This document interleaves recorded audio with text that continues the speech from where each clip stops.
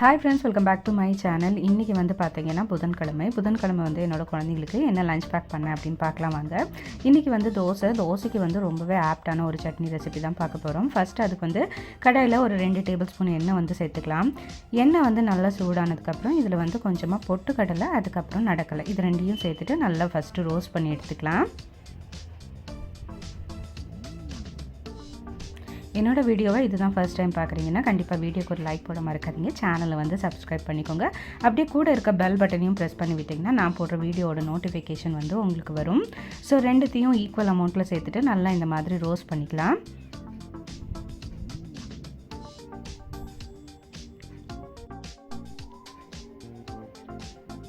So தோசைக்கு வந்து பார்த்திங்கன்னா யூஸ்வலாக தேங்காய் சட்னி வந்து ரொம்ப நல்லாயிருக்கும். பட் ஆனால் ஸ்கூலுக்கு வந்து லஞ்ச் பாக்ஸில் வைக்கிறப்போ கெட்டு போயிடுமோ அப்படிங்கிற பயம் இருக்கும். பட் இந்த மாதிரி டேஸ்டியான சட்னி வந்து ஒரு தடவை ட்ரை பண்ணி பாருங்கள். ஸோ லஞ்ச் பாக்ஸில் நீங்கள் வச்சு விட்டாலும் கெட்டு போகாது. இதுக்கு வந்து ஒரு 3 பச்சை மிளகா வந்து சேர்த்துக்கிறேன். ஸோ காரம் எந்த அளவுக்கு வேணுமோ அந்த அளவுக்கு பச்சை மிளகா வந்து சேர்த்துக்கலாம்.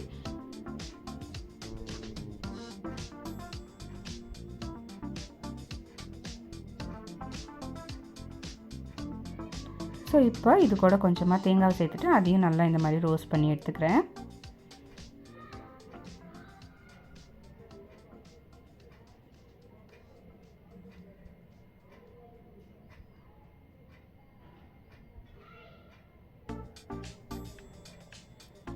இப்போ இதில் கொஞ்சமாக கொத்தமல்லி தழை வந்து சேர்த்துக்கிறேன். கொத்தமல்லி தழை அதிகமாக இருந்தால் டேஸ்ட் வந்து சட்னியோடது ரொம்ப நல்லாயிருக்கும். நீங்கள் பெங்களூர் சைடெல்லாம் வந்தீங்கன்னா இந்த மாதிரி சட்னி தான் வந்து யூஸ்வலாக ஹோட்டலெல்லாம் சர்வ் பண்ணுவாங்க.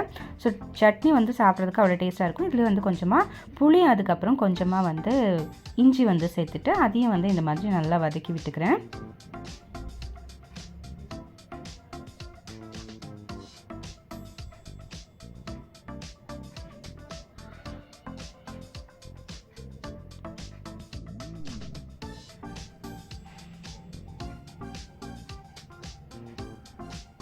ஸோ இஞ்சியும் சேர்த்துட்டு நல்லா இந்த மாதிரி வதக்கி விட்டுக்கலாம். நீங்கள் தேவைப்பட்டால் பூண்டு கூட சேர்க்கலாம், வெங்காயம் கூட சேர்க்கலாம், அதுவும் வந்து நல்ல டேஸ்ட்டாக இருக்கும். ஸோ இதையெல்லாம் நல்லா வதக்கி விட்டுட்டு நான் இது வந்து கொஞ்சம் ஆறினதுக்கப்புறம் ஒரு மிக்ஸி ஜாரில் சேர்த்துட்டு தேவையான உப்பு சேர்த்து நல்லா அரைச்சி எடுத்துக்கலாம்.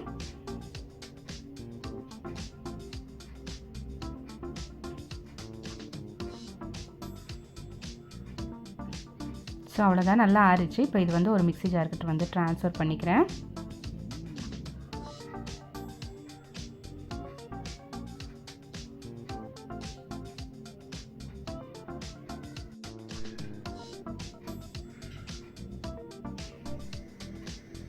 ஸோ தேவையான உப்பு சேர்த்துட்டு நல்லா ஒரு ஃபைன் பேஸ்ட்டாக சட்னி பதத்துக்கு அரைச்சி எடுத்துகிட்டு வந்துடலாம்.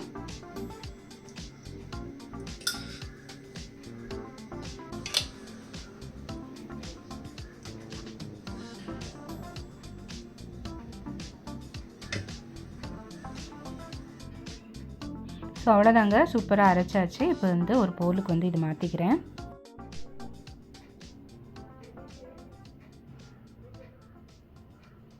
இப்போது இதுக்கு வந்து சிம்பிளாக ஒரு தாளிப்பு வந்து கொடுத்துடலாம். கொஞ்சமாக எண்ணெய், கடுகு, உளுந்தம்பருப்பு, கடலைப்பருப்பு, அதுக்கப்புறம் ஒரு 2 வரமிளகா, அதுக்கப்புறம் கொஞ்சமாக கருவேப்பிலை தழை சேர்த்துட்டு தாளித்து விட்டோம்னா இந்த சட்னி வந்து சூப்பராக ரெடியாருங்க. இது இட்லி, தோசை, சப்பாத்தி 3க்குமே வந்து ஆப்டாக இருக்கும். கண்டிப்பாக ட்ரை பண்ணி பாருங்கள். எப்படி வந்தது அப்படின்னு மறக்காமல் எனக்கு கமெண்ட்டில் சொல்லுங்கள். வீடியோ பிடிச்சிருந்தா ஒரு லைக் போட மறக்காதீங்க. கண்டிப்பாக சேனலை வந்து சப்ஸ்கிரைப் பண்ணிக்கோங்க.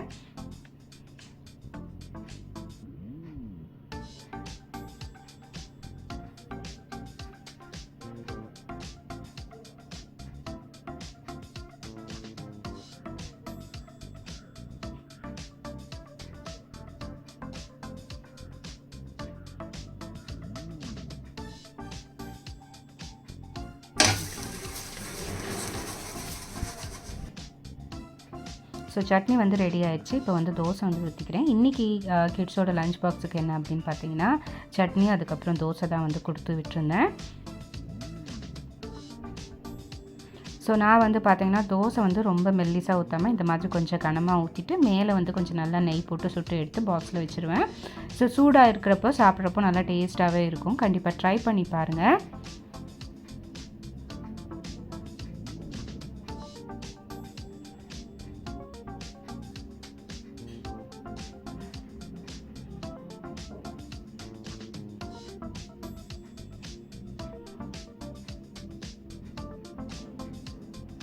ஸோ இட்லி தோசை எதுவாக இருந்தாலும் நம்ம கூட சேர்க்குறோம் இல்லையா சட்னி, அதுதான் வந்து நல்லா டேஸ்ட்டாக இருக்கும். அப்போ தான் வந்து கூட இன்னொரு இட்லியும் தோசையும் வந்து சேர்த்தியாக போகும். கண்டிப்பாக இந்த மாதிரி ஒரு தடவை சட்னி ட்ரை பண்ணி பாருங்கள்.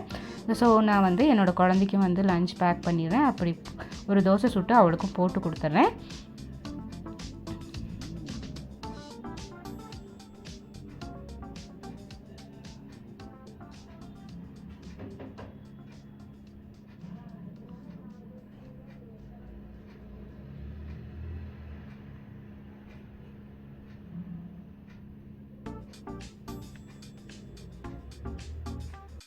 இன்றைக்கி எங்கள் வீட்டில் இதுதான் பிரேக்ஃபாஸ்ட் ரெசிபி. நீங்கள் என்ன பண்ணீங்க அப்படின்னு கண்டிப்பாக கமெண்ட்டில் சொல்லுங்கள். Meet you in the next interesting video. Until then, bye from Asha and thanks for watching. Bye.